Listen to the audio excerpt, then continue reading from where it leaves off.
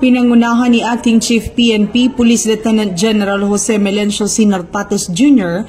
ang turnover of office ceremony para sa Directorate for Operations kahapon, ika-10 ng Setyembre sa PNP Multipurpose Center Camp Brigadier General Rafael Ticrame. Sa naturang seremonya, formal na isinagawa ang turnover ng pamumuno mula kay Police Major General Nicolas S. Salvador, outgoing Director for Operations, patungo kay Police Major General Ronnie Francis M. Cariaga, na ngayon ay nagsisilbing Acting Director for Operations.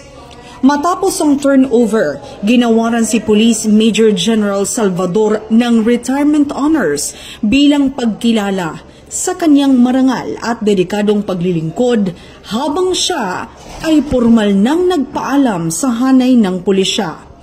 Ang aktibidad ay sumasalamin sa matatag na tradisyon ng PNP sa maayos at marangal na pagpapalitan ng pamumuno at sa mataas na pagpapahalaga sa serbisyo ng mga lider ng organisasyon.